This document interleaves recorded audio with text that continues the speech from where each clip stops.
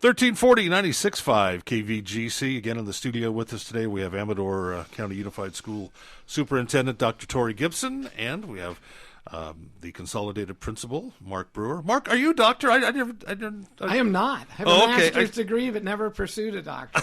Thought about it, but now at this point in my career, I'm like, I think I'll just hold steady. I know what you mean. I've played doctor a lot of times, but I don't have it end of my name officially. So anyway, Dr. Gibson and Mark, thanks for being with us today. So we haven't talked since the beginning of the year. And actually, we haven't talked since the presentation of the EIR. We were going to talk, but there was some stuff that popped up before that. So you presented the EIR. That came out. Also, there was a study session yesterday with ACTC. And but in the meantime, since all this, you've decided to push back consolidation a year. Correct. So where do you want to start? We can start wherever you would like to start. I don't know if you want to go backwards. Let's go backwards. Let's just start right. with the current? with the presentation of the EIR. Okay. So we presented the EIR. I want to say that was mid-December. No, I think was it like 13th, 15th, somewhere in there. Yep. Right before we left for break. We ended up extending the comment period of that due to the holiday season. We had many requests for that, and so we accommodated that and kind of met in the middle. Since we've come back from break, we've been really studying the EIR and looking at some of those possible mitigation pieces. Some of it are just additional studies that we need to do. Some of the things have to do with maybe some fair share pieces that we need to participate in.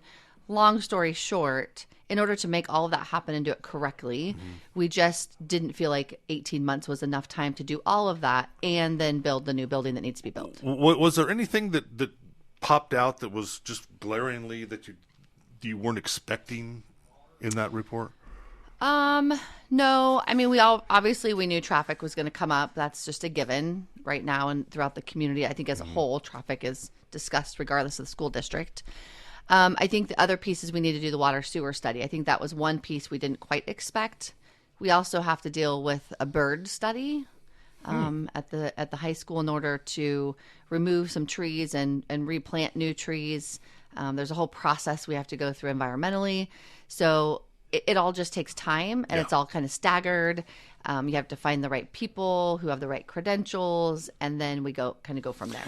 So with that, again, and we've talked about this before, an EIR is not, it doesn't kill a project. It just gives you suggestions for mitigation of issues that come up in this document.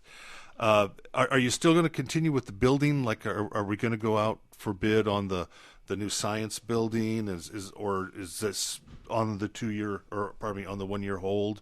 Or because prices go up. Yes. So unfortunately, that does pause the bidding process, unfortunately, because what happens is with the EIR, specifically with the water sewer study, we need to be able to provide that information in the bid process. So when any type of contractor is bidding, they have the full scope of the work. So they know if they have to, let's say, upgrade some sort of sewer system or not. And so that's really what's in question at this point. And so it allows us that time to make sure that when we do go out to bid, it is correct. Costs will go up somewhat. And, we're working on some measures for that. But at the same time, I think more importantly, the focus for us is that we need to do the process. There is a full process that happens with, that comes with doing this type of work. And we have followed every step of the process exactly the way it's designed. Let's go back years now. When that facility was built, it was actually built as the junior high. Correct. But when it was designed, and did they design it for growth? So what I'm saying is, when they put this stuff in, the sewer, the water, do they say someday, we're building this with the foresight there could be 1,000 students on this campus? Well, the school is actually designed for over 900 students now.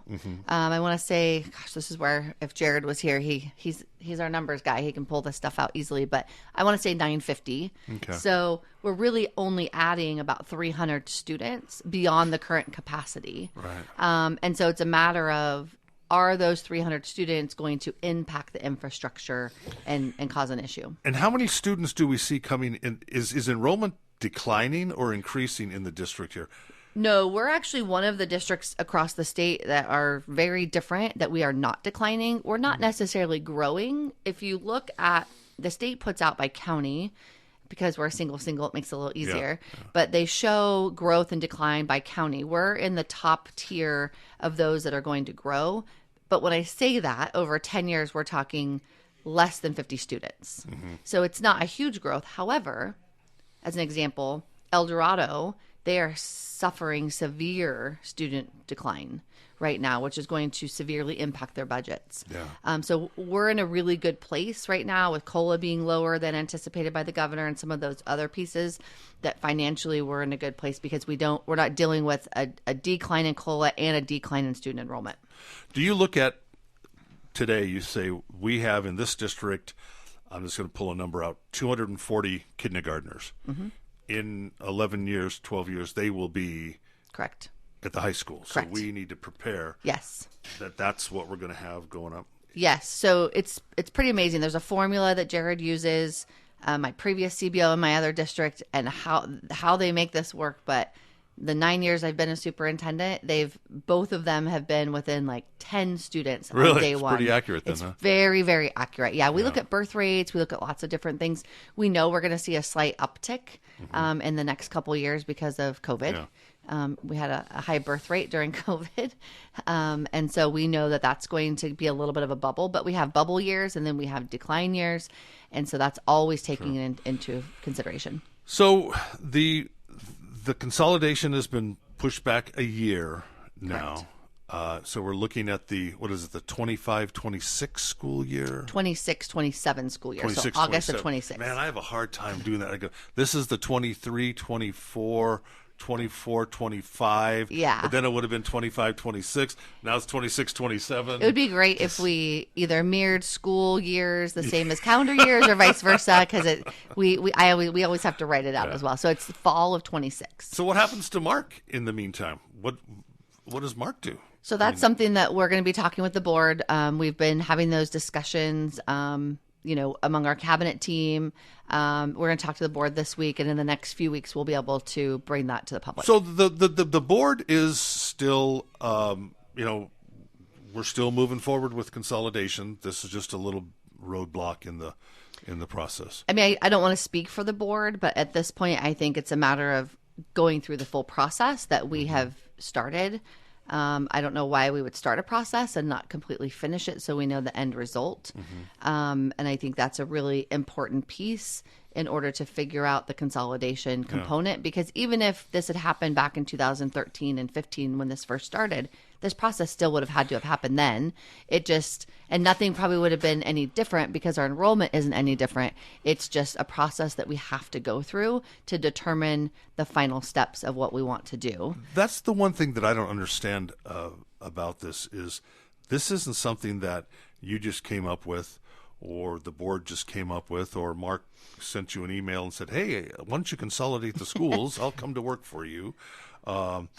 This has been in the works for 10 years or more. If not, well, I mean, let's go back to before Dick Locke. I think Dick was working on it. May even go back further than that. I know Mike Carey had talked about it. Yeah, so I know Dick Locke had talked about it. What? Where? Yeah. Everybody's jumping out of the woodwork now, and it's like, well, why didn't you do something about this before? And why wait till now to do it?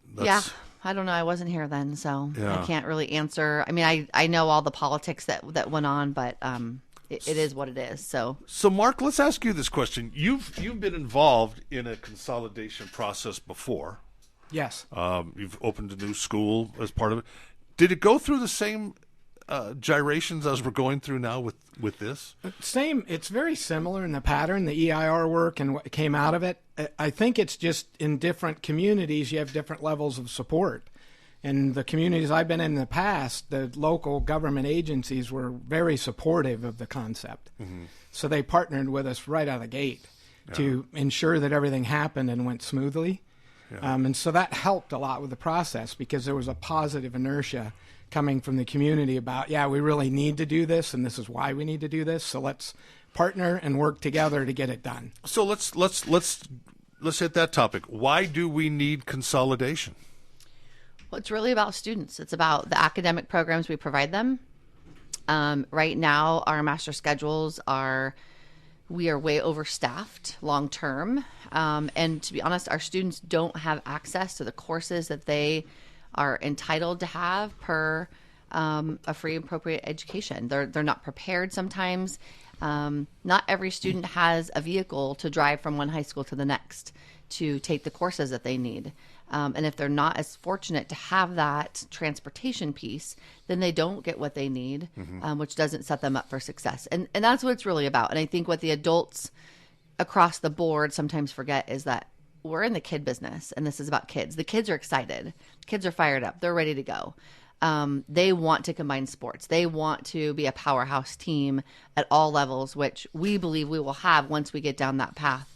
But it's really about fine-tuning our system, having some cost savings so that we can do bigger and better things for our staff and our kids. Yeah. Correct me if I'm wrong. For example, Scott Hunkins, who's he's not the consolidated AD, he's the district AD, isn't? Yeah, I mean, handling... unfortunately, the way that was titled was it was attached to consolidation, but in all reality, we were so out of compliance with all of our physicals, coaching requirements. If you are a coach and you are willing to jump through the hoops that the state makes you jump through, bless you, because it is no joke. It is hours of training. We were out of compliance with that. So there's all these components that somebody has to oversee, and it's not possible for somebody to oversee something and be a teacher at the same time. And so that's where his position comes in.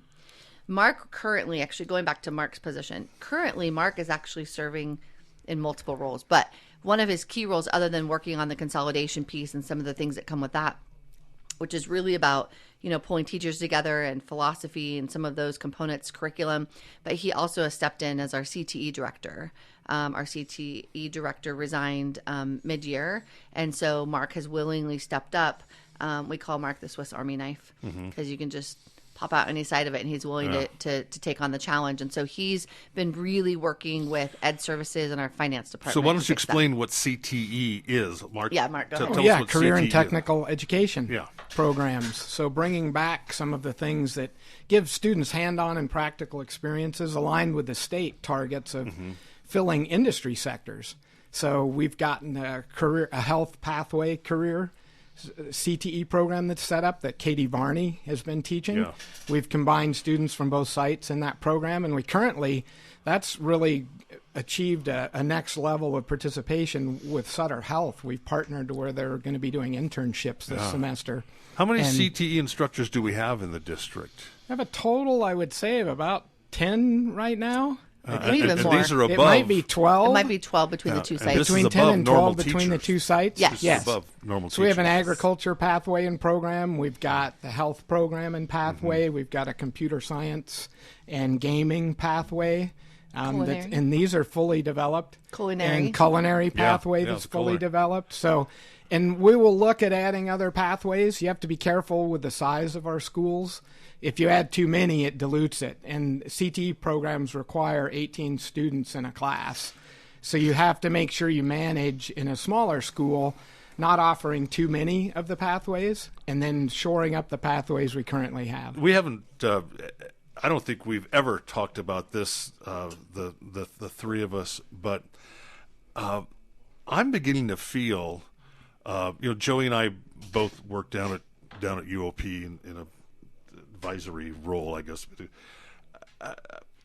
I'm beginning to kind of see people rethinking the 4-year college path into, I'm going to go 4 years. It's going to cost me X amount of money. I'm going to be in debt for who knows how long. Maybe this isn't such a bad job. I mean, I've always said this, okay? Who's gonna unplug your toilet? Okay, I don't care who you are, Dr. Jones, the best surgeon in the world. Who's going to build your house for you? Who's going to fix your car when it breaks down? Who's going to do all these different things? Who's going to grow the food for you?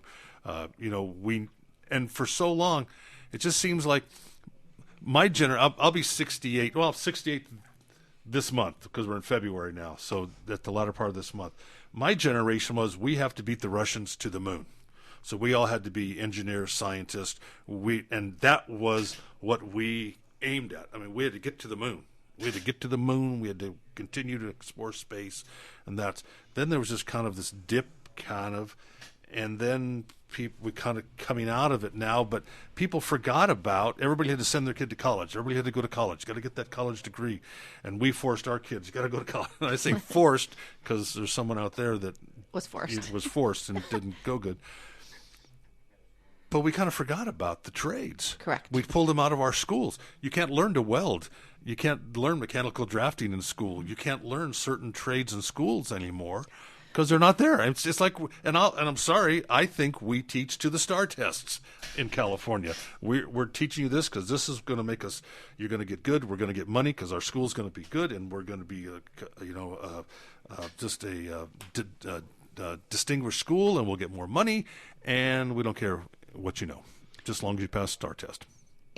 Yeah. End of conversation. Yeah.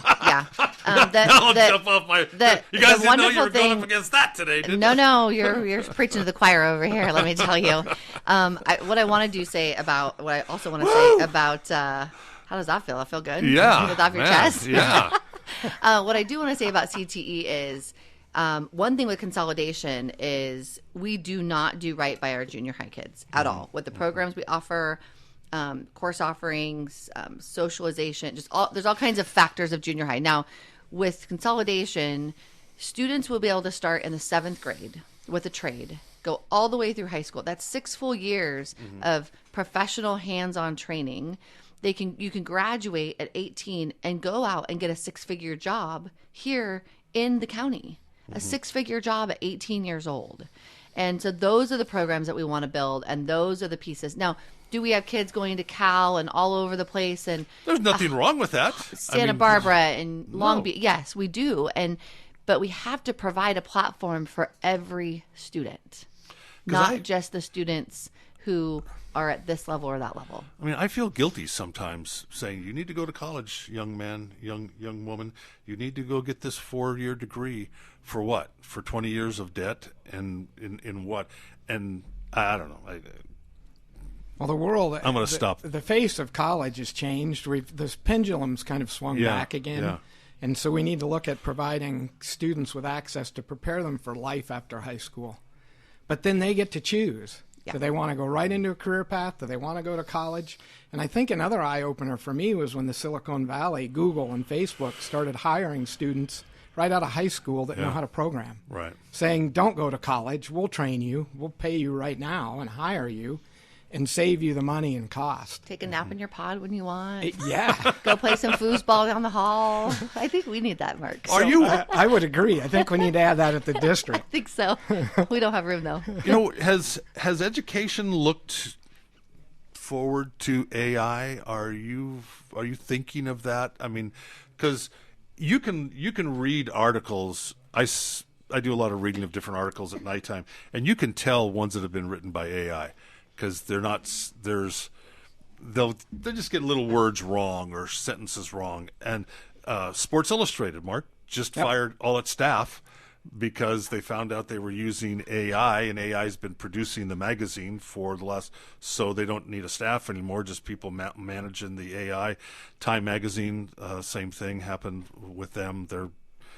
Journalism is a dying industry. And but anyway, so are you guys dealing with AI? And we are slowly but surely. There are other pressing things for us right now, but I'm just trying to get your mind off. It's on the radar screen for sure. I mean, AI is definitely something that we know kids use. I'm just going to chew on you for something else. We'll leave consolidation away. I'll just jump on you and you just worry about that. Well, I think you bring up a great point. In the midst of all of this, we're still educating students every day. Teachers in this district are working really hard and doing a great job. Yes, they are. Moving forward with our strategic plan and our vision for educating kids, regardless of configuration. And so we work every day, and I meet with teachers and staff and work with the 2 site principals at the high school and visit the middle schools. So we're continuing and doing a lot of work every day to educate our kids, which is the most important thing we do. So I would encourage the public to remember that's our number one goal, regardless of what's going on around us right now, around consolidation. And our staff and teachers and site administrators are doing a wonderful job every day to support and help our kids grow. And our staff want alignment. We don't have a lot of alignment that is happening across the district. So, and not that means that both sites, either junior high or high school, have to be the same, but what we're teaching students does need to align with each other, because we do have kids that do transfer between our sites, and we do need to have the same level of rigor and the same expectations across the board. So we're on the same schedule. Argonaut and Amador have the same schedule every day. Yes. I mean, we have, 3 or 4 teachers right now that split. Yeah. Yes. So your son's one of them. Jake goes back. Jake goes back and forth for us, and has melded those 2 programs really into one program, which is really critical for us. And I think the program is thriving because he's been able to make that happen. Yeah. So yesterday we had the again traffic. I guess it was traffic study. Is that what? It was just a discussion. It was a collaboration with ACTC and some folks from the county. Mm-hmm. And what's the next thing coming up then? So we have another meeting scheduled with them in mid-month. Okay. Where it won't be as big of a to-do with both of our, with their commissioners and our school board. We kind of have some marching orders of sitting down and meeting with them, which we have been doing, contrary to other statements that have been made. And so, we do want to work collaboratively. I think where the district stands is that we 100% will own our fair share of what belongs to us.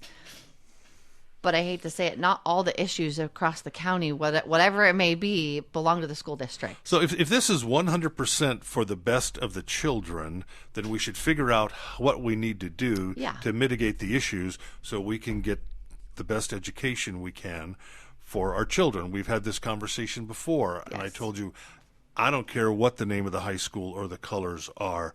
My wife and I never pegged our kids' education on a mascot. I went to Ione, she went to Amador. That we didn't care who can give our kids the best education. And so if consolidation can give our kids the best education, then that's where we need to go. And what do we need to do? Let's stop fighting amongst each other and with each other, and let's get, if it's for the best of the children, let's do it. What do we need to do to get it done? 100%. And the district's willing to meet with any agency. We have a very open door policy, email, call, whatever, and we will meet. We will sit down, have that conversation. We'll hear concerns, hence why we pushed out the consolidation by a year, so that when all of that feedback comes in from the EIR, we have time to really sit down and look through it, which is why we're pushing out the final draft of the EIR to April, so that we do have enough time to really go through every single piece of that evidence that comes in. So what exactly does that mean? Which part? Torie, you're pushing it back to April. The EIR presentation. Your answer to the EIR? Yes, so the final draft of the EIR, which will outline what the district plans for mitigation, what we believe is our fair share, all of those pieces. Once we take in all the information from all these different agencies, then it collectively comes together into one final product. All right. Mark Brewer, thank you very much for stopping by to visit with us today. Well, thanks. Always good to visit with you. It's always nice for you to come by. And again, we haven't seen. Merry Christmas. Happy New Year. Happy New Year. Haven't seen you guys Thanks. since Same to then. So, Torie, thank you very much. Anytime. Superintendent Torie Gibson and Consolidated Principal Mark Brewer, thanks for being with us today. Thank you. Thank you.